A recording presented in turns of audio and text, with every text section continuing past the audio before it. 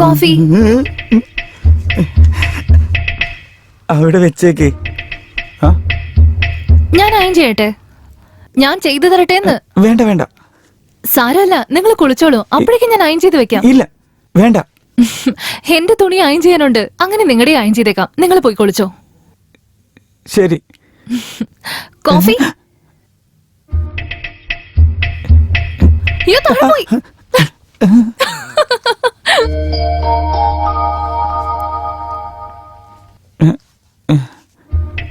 എന്റെ തുണി അവിടെ ഉണ്ട്. അവിടെ ഉണ്ടെന്ന്. അയ്യോ, അതവിടെ ഇടാൻ പോന്നെ. മഹാബോറായിരിക്കും.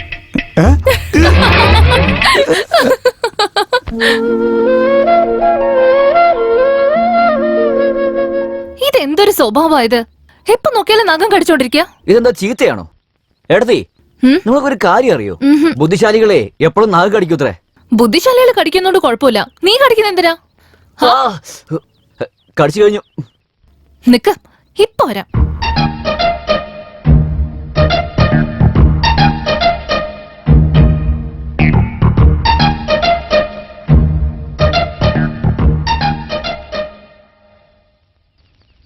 കാല് മടക്ക്. എന്തിനാണ് കാല് മടക്ക്? കൈ നീട്ട്. കൈ നീട്ടാൻ. അല്ലടത്തിയമ്മേ, എന്താ ഇതൊക്കെ? ഇനി ഒരിക്കലും നീ നഖം കടിക്കാൻ പാടില്ല, മനസ്സിലായോ? ആ കൈ നീട്ട്.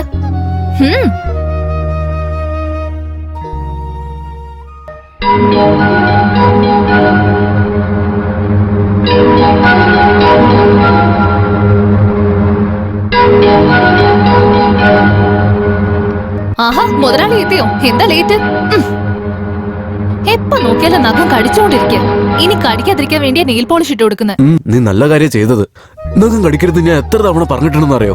അവ കേക്കുന്നില്ല. ഇനിയിപ്പൊ നീ വന്നല്ലോ, എല്ലാം നീ നോക്കിക്കോ. ഇപ്പൊ എന്താ ചെയ്യാൻ പോന്നെ? പിന്നെയും കടിക്കല്ലോ. എന്നാ ഞാൻ വീണ്ടും വീണ്ടും നെയിൽ പോളിഷ് ഇട്ട് തരും. ഓക്കേ? ചേട്ടാ, എന്താടാ നിങ്ങള് രണ്ടുപേരെ സൂപ്പർ ജോഡികളാ. അല്ലേട്ടാ, അതെങ്ങനെ ഇത്രയും പെട്ടെന്ന് ഭാര്യക്ക് നിന്നെ? ഇത് എന്താ അക്രമാ ചേട്ടാ? ഇന്ന് വെക്കുന്ന ചോറൊക്കെ കസ്റ്റമർ വന്ന് തിന്നിട്ട് പോവുക. ബാക്കിയുള്ള ചോറൊക്കെ നമ്മളോട് തിന്നാൻ പറയുക. സ്വാമി, ദൈവമേ, ധർമ്മപ്രഭുവേ. എന്താ പറഞ്ഞ? ധർമ്മപ്രഭു എന്ന് താങ്കളെ പറഞ്ഞാണ് ദൈവമേ. എന്നെ നിങ്ങൾ അങ്ങനെ വിളിച്ചോ? നിങ്ങളെ തന്നെയാണ് ധർമ്മപ്രഭുവേ. ആഹാ, അപ്പൊ നിങ്ങൾ വളരെ ദൂരത്തിന്നാ വരുന്നതെന്ന് തോന്നുന്നു സ്വാമി. അതെ, കഴിച്ച് 2 ദിവസമായി. എന്തെങ്കിലും ഭക്ഷണം മുടക്കി തരൂ. അന്നദാനം ചെയ്ത പുണ്യം കിട്ടും സ്വാമി. എടാ, സ്വാമിക്ക് 2 ഇഡ്ഡലി എടുക്ക്.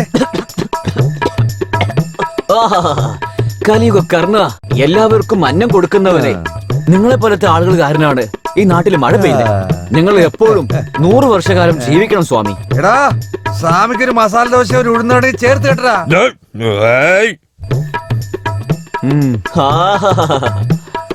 സ്വാമി, ഇന്നുപോലെ നിങ്ങൾ എന്നും ചിരിച്ചുകൊണ്ടേ 100 വർഷം സന്തോഷത്തോടെ ജീവിക്കട്ടെ സ്വാമി.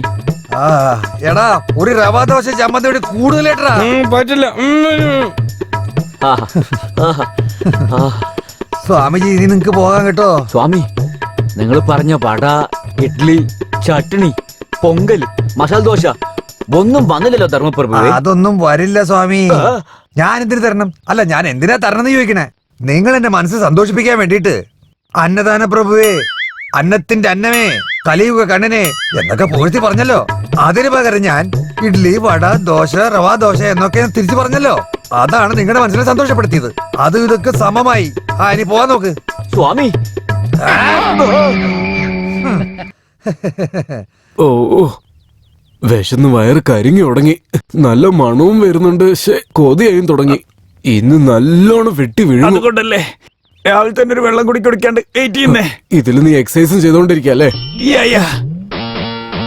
എടാ, എന്നടാ കണ്ടും കാണുന്ന പോലെ പോകുന്നത്? അർജന്റായിട്ട് പോയിക്കൊണ്ടിരിക്കുക. എന്താ കാര്യം? വന്നേങ്ങോട്ട് വാടാ. അയ്യാ, അവര് വന്ന് കഴിച്ചിട്ട് പോട്ടെ. കഴിക്കട്ടെ കഴിക്കട്ടെ. എന്താടോ രാവിലെ മുതൽ ഒരു കളക്ഷൻ ഇല്ലടോ? എവിടെ പോയി? ഇത് ചോദിക്കാനാണോ എന്നെ അവിടുന്ന് ഇവിടെ വരെ വരാൻ വെച്ചത്? ഞാൻ എത്ര അർജന്റായിട്ട് പോകുന്ന അറിയാവോ നിനക്ക്?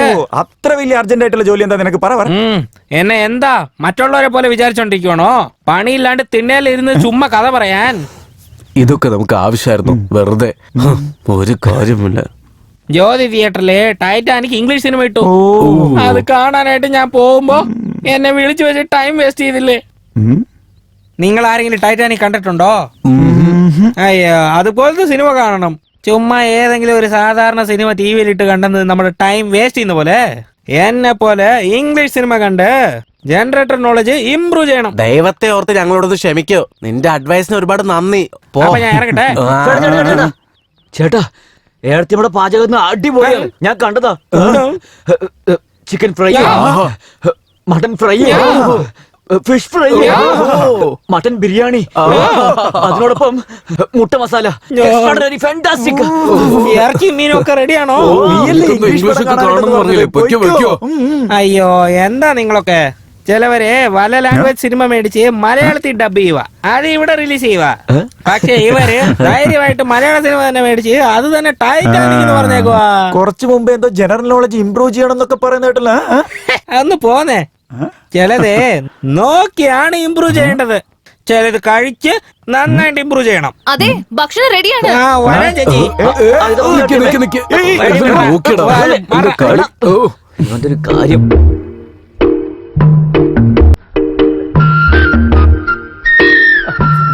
ചേച്ചി, നിങ്ങളുടെ കല്യാണത്തില് ഞാനാ കഷ്ടപ്പെട്ട് എല്ലാ ജോലിയും ചെയ്ത. ഇനി ഒരു ലെഗ് പീസ് തരാവോ? അയ്യോ, ഏടത്തിന്ന് വിളിക്കുന്ന കേൾക്കുമ്പോ എന്തൊരു സുഖാന്നറിയോ.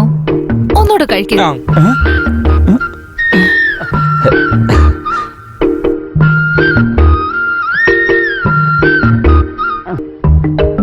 ഓ, ചേച്ചിയുടെ ഭക്ഷണം സൂപ്പർ.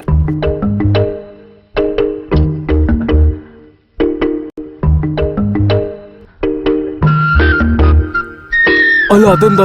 എന്റെ അനിയനൊന്നും വെച്ചില്ലല്ലോ. അവന് നല്ല വിശപ്പുണ്ടായിരുന്നു. ചിക്കനൊക്കെ അവന് വളരെ ഇഷ്ടാ. അയ്യോ, ഇതായിരുന്നു നിങ്ങളുടെ അനിയൻ? എനിക്ക് അറിയില്ലായിരുന്നു. പിന്നെ എന്താ ഏട്ടാ, ഞാൻ വന്നപ്പോ മുതൽ നോക്കുകയാണ്. എന്നോട് ഒരു തവണയെങ്കിലും ഇദ്ദേഹം മോത്ത് നോക്കി സംസാരിച്ചിട്ടുണ്ടാവോ? ഇല്ല. അങ്ങനെ സംസാരിച്ചാലല്ലേ എനിക്ക് മനസ്സിലാവും ഇദ്ദേഹം നിങ്ങളുടെ അനിയനാണെന്ന്. അവൻ എപ്പോഴും അങ്ങനെ തന്നെയാ. കുറച്ച് നാണം കുടുങ്ങിയ. നാണിക്കുന്ന എന്തിനാ? ഏടത്തിന്ന് വിളിച്ചാൽ അത് ഏടത്തി എന്നെ ആയിരിക്കും. എന്നാ എന്നെ നിങ്ങളിൽ ഒരാളായിട്ടൊന്ന് കണ്ടു നോക്ക്. അപ്പൊ അവിടെ ഒരു വ്യത്യാസവും ഉണ്ടാവില്ല. ഏടത്തി, എനിക്കും ചോറുതാ.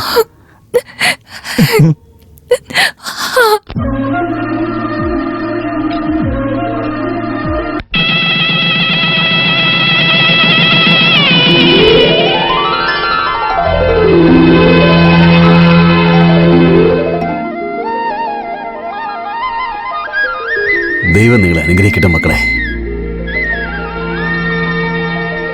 നിന്റെ അനിയന് ആരൊക്കെയോ പെണ്ണ് തരാന്ന് പറഞ്ഞു വന്നു. അവരൊക്കെ ഉപേക്ഷിച്ചിട്ട് നമ്മുടെ ഫ്രണ്ട്ഷിപ്പിന് മര്യാദ കൊടുത്ത് എന്നെ തന്നെ നീ ഏറ്റെടുത്തല്ലോ ശങ്കര. തീർച്ചയായിട്ടും നിന്റെ മനസ്സ് ആ ആകാശത്തേക്കാളും വലുതാണ് ശങ്കര. നീ ദൈവമാണ്.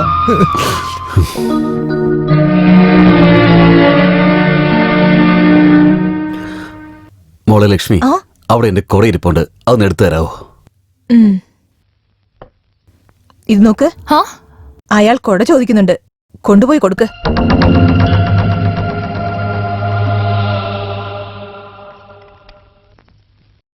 ഏട്ടാ,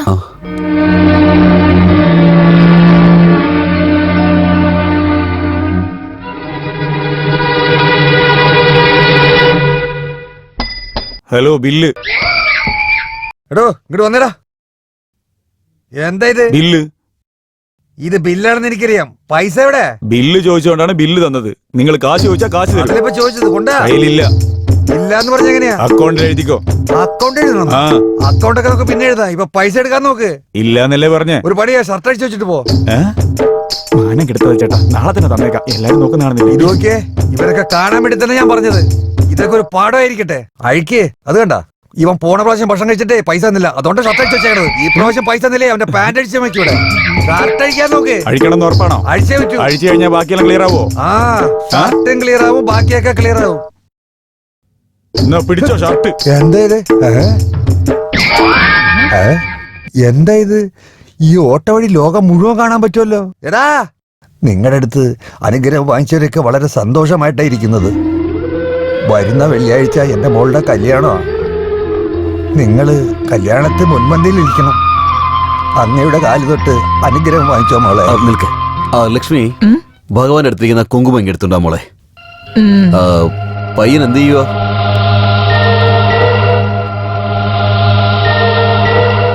മോളെ ലക്ഷ്മി, കുങ്കുമം എടുത്തുണ്ടാ പറഞ്ഞിട്ട് എന്തായി?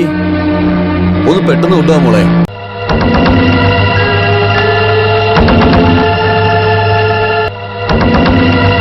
ഏട്ടാ,